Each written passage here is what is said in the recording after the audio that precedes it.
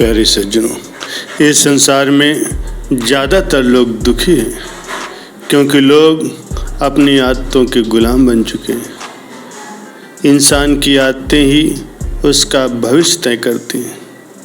अगर अच्छी आदतें होंगी तो भविष्य भी बेहतर बनता है और अगर आदत खराब है तो भविष्य भी खराब हो जाता है। प्यारे सज्जनों, हर इंसान सुख और दुख दोनों ही तरह की ज़िंदगी जीता है, लेकिन इंसान खुद अपने ही दुखों को बढ़ाता है और छोटे से दुख में भी फंस करके रह जाता है और अपने इस दुख के जाल से वो बाहर नहीं निकल पाता। लेकिन व्यक्ति अपने अच्छे कर्मों से सुखी हो सकता है अगर अपने आदर्शों पर चल करके वो सही रास्ता चुने तो। हो सकता है रास्ता कठिन है, लेकिन जब व्यक्ति सही रास्ते पर चलता है तो वो हमेशा ही आत्मीय रूप से प्रसन्न रहता है। सुख कभी बाहरी किसी भी चीज़ से प्राप्त नहीं किया जा सकता। सच्ची खुशी व्यक्ति केवल अपने अंतर मन से ही प्राप्त कर सकता है। उसके लिए उसे अपने मन की खुशी को महसूस करना होगा। ऐसा तभी हो सकता है जब व्यक्ति कठिन ही सही लेकिन हमेशा सही रास्ता चुने। भक्ति परमार्थ के रास्ते पर दृढ़ता से चले। प्यारे सज्जनों, दुखी होने की कोई एक वजह नहीं होती। इस दुनिया में लगभग 80% लोग दुखी ही होते हैं। उनके दुख की कोई एक वजह नहीं होती। व्यक्ति छोटी छोटी बातों पर दुखी हो जाता है। अगर कोई मनचाही चीज़ को हासिल नहीं कर पाता तो वो उस चीज़ के बारे में सोचते रहने की वजह से खुद को हमेशा दुखी करता रहता है। हर किसी के पास अपना अपना दुख है और व्यक्ति अपना दुख दूसरों को सुना करके ये जताने का प्रयास करता है कि उसका दुख सबसे बड़ा है, जबकि इस दुनिया में कोई ऐसा इंसान नहीं है जो दुखी न हो। सब किसी न किसी कारण से दुखी हैं। अधिकतर लोग अपनी इच्छाओं के कारण ही दुखी रहते हैं। अक्सर हम दूसरों से बड़ी बड़ी उम्मीदें लगा बैठते हैं। इसके अलावा हम अपने प्रयासों का जल्द ही फल पाने और ज़्यादा पाने के लिए चिंतित रहते हैं। प्यारे सज्जनों, यदि हमें हमारा मनचाहा फल नहीं मिलता तो भी हमारा मन उदास हो जाता है और ज़िंदगी दुखी प्रतीत होने लगती है। इसलिए ज़रूरी है कि हम ये बात हमेशा ही याद रखें कि हम अपनी अपेक्षाओं को कम करके ही अपने दुखों को कम कर सकते हैं। प्यारे सज्जनों, आज के समय में दुख एक ऐसी बीमारी बन चुकी है जिससे अनुमानित रूप से पूरा विश्व ही प्रभावित है।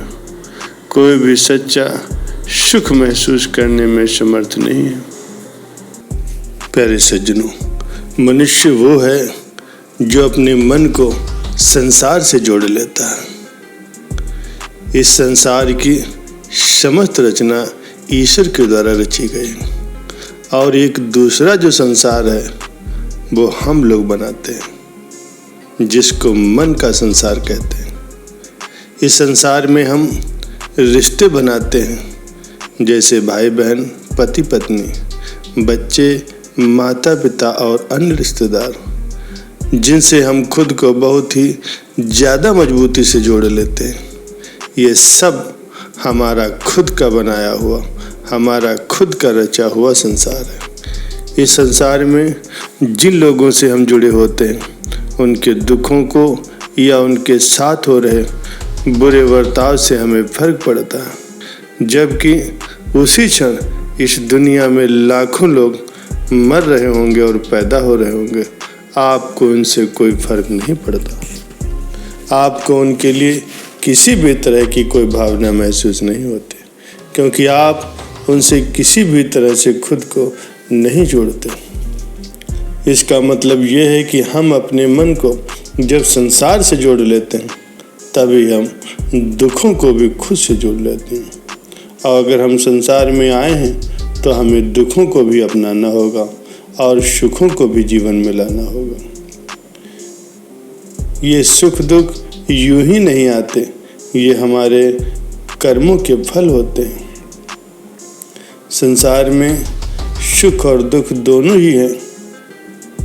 लोभी, अहंकारी, गुस्सा, मोह, वासना, पाप और कामना, ये सब एक ही परिवार की प्रवृत्ति पाई जाती है। जैसे घमंडी इंसान को गुस्सा ज़्यादा आता है, उसको मोह भी अधिक होता है, उसकी आंखों में वासना भी देखी जा सकती, उसकी कामनाएं बढ़ती जाती, और अगर उसकी कामना पूरी न हो तो वो पाप करने से भी नहीं डरता।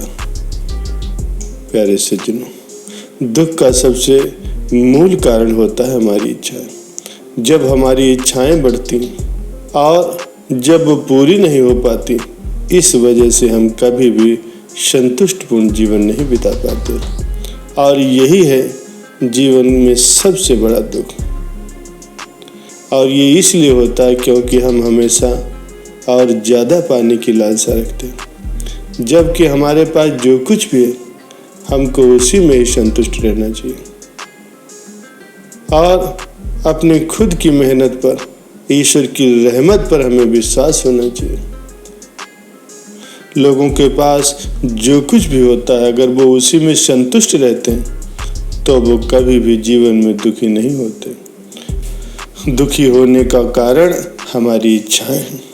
हमारी इच्छाएं जितनी ज़्यादा बढ़ती हैं, हमारा दुख उतना ही अधिक बढ़ता जाता है। इसलिए अपनी इच्छाओं पर काबू रखना जरूरी है।